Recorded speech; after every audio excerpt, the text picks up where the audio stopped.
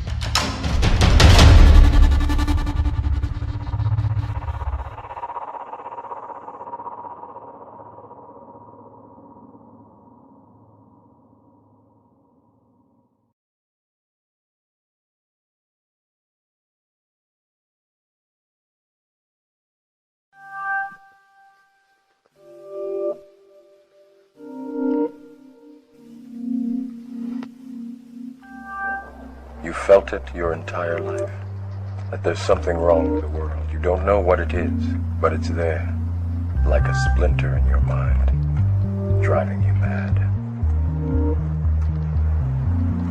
Do you know what I'm talking about? The Matrix.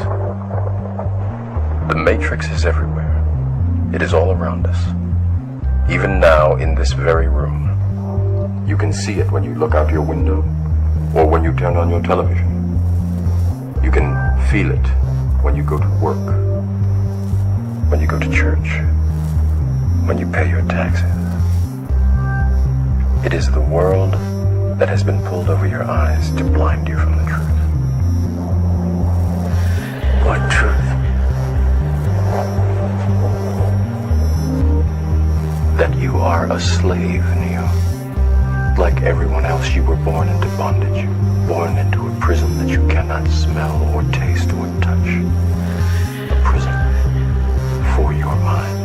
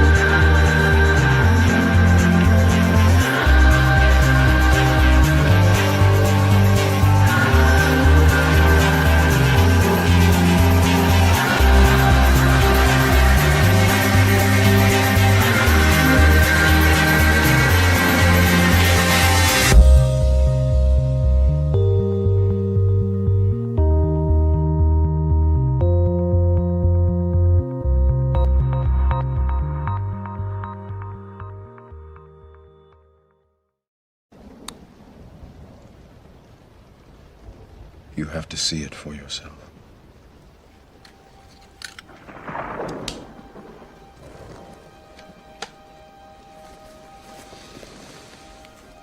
This is your last chance. After this, there is no turning back. You take the blue pill. The story ends. You wake up in your bed and believe whatever you want to believe. You take the red pill. You stay in Wonderland. And I show you how deep the rabbit hole goes.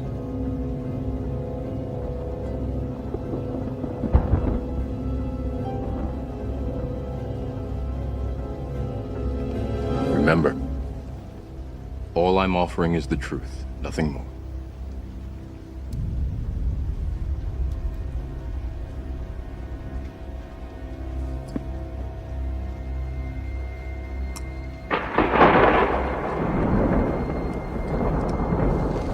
Follow me.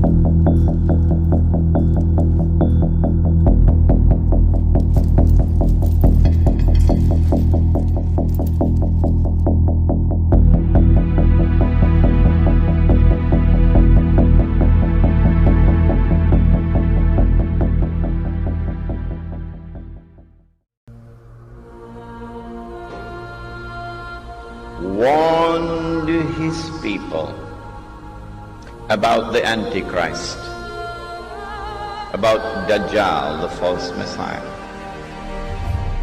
And the prophet Noah warned his people. But I say to you something that none have said before me. The Antichrist sees with one eye, his left eye.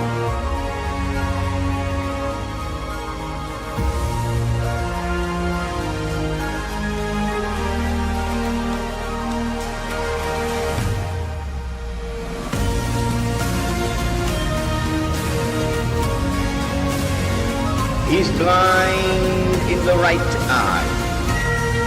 It looks like a bulging grape. But your Lord is not one eye. Is the meaning of this. And this is a very mysterious symbol, which, you've heard all sorts of explanations for it, but I'm going to give you the Masonic Illuminati inner meaning of what this means tonight. And it's going to probably gross you out and astonish you, and I apologize in advance for that. But this is what it means.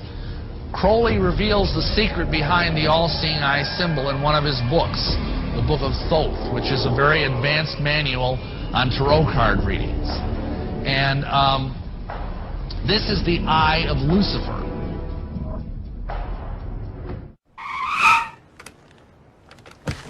What's this? Well, from the looks of things, sir, I'd say they are here to audition for the remaining slot in the fabulous super race.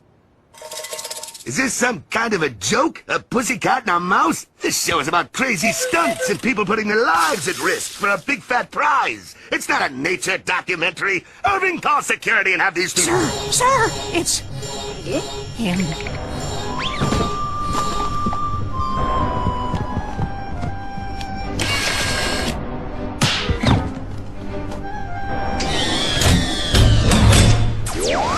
This always gives me the creeps, sir. He's the president of Hollywood. He's supposed to give you the creeps.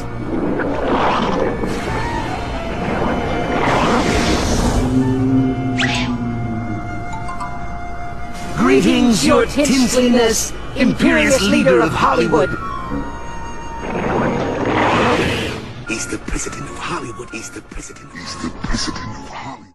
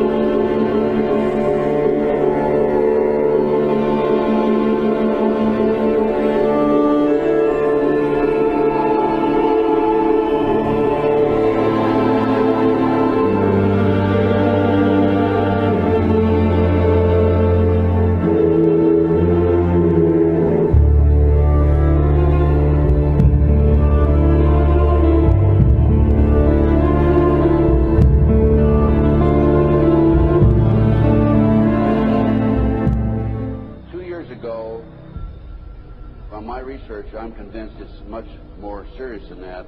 It's more than a loose-knit network. It is a conspiracy. In 1784, a copy of this document was sent to the Illuminist Weishaupt and delegated to foment the French Revolution. Mean the Illuminati was responsible for the French Revolution? Yes, absolutely. The courier was struck dead by lightning as he rode through Ratisbon on his way from Frankfurt to Paris. What about a little divine intervention there, huh? The police found the subversive documents on his body and turned them over to the proper government authorities.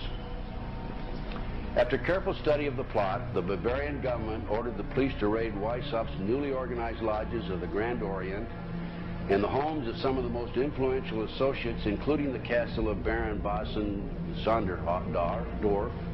Additional evidence was thus obtained convinced the authorities that documents were a genuine copy of a conspiracy by which the Synagogue of Satan had controlled the Illuminati at the top, planned to use wars and revolutions to bring about the establishment of one kind or another of a one-world government, the powers of which they intended to usurp as soon as it was established. In 1785, the Bavarian government outlawed the Illuminati and closed the lodges of the Grand Orient. In 1786, they published the details of the conspiracy. We'll start up here. In 1784, an act of God placed the Bavarian government in possession of evidence which proved the existence of the continuing Luciferian conspiracy. This explains the previous 9 pages, goes into it in detail. We don't have time to do it completely. Conspiracy. Adam Weishaupt, a Jesuit-trained professor of canon law, defected from Christianity and embraced the Luciferian ideology while teaching at Ingolstadt University. In 1770, the money lenders who had recently organized the House of Rothschild retained him to revise and modernize the age-old protocols designed to give the Synagogue of Satan ultimate world domination so they can impose the Luciferian ideology upon what remains of the human race after the final social cataclysm by use of satanic despotism. Weishaupt completed his task on May the 1st, 1776. It's a communist holiday, isn't it? May 1, 1776. The plan required the destruction of all existing governments and religions. In 1776, Weishaupt organized the Illuminati to put the plot into execution. The word Illuminati is derived from Lucifer and means holders of the light.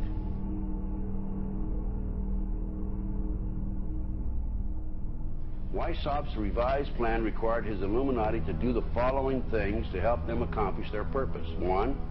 Use monetary and sex bribery to obtain control of people already occupying positions in high places in the various levels of all governments and other fields of human endeavor. Once an influential person had fallen for the lies, deceits, and temptations of the Illuminati, they were to be held in bondage by application of political and other forms of blackmail and threats of financial ruin, public exposure, and physical harm, and even death to themselves and their loved ones. Number 12, told those present that they must use their wealth to have candidates chosen to public office who would be obedient to their demands and would be used as pawns in the game by the men behind the scenes. The advisors will have been bred, reared, and trained from childhood to rule the affairs of the world. Number 13, control the press. Number 16, infiltrate into the secret Freemasonry to be used for their purposes. That's been documented many times. Number 17, expound the value of systematic deception, use high-sounding slogans and phrases, and advocate lavish promises to the masses, even though they cannot be kept.